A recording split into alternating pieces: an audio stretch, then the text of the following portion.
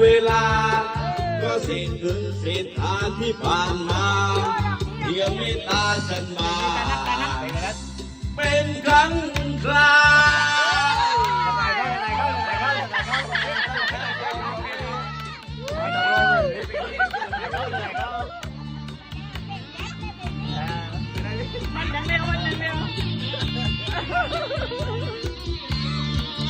ในโลกความมืดอันลึกลับ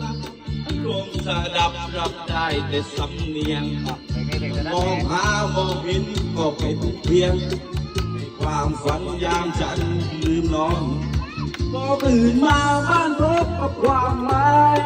ยังหายใจเนื้อตัวยังเก่าร้อนยังตะวันเห็นดวงตะวันร้อนยังมีว่านอนยิ่งเฉยอยู่ทำไม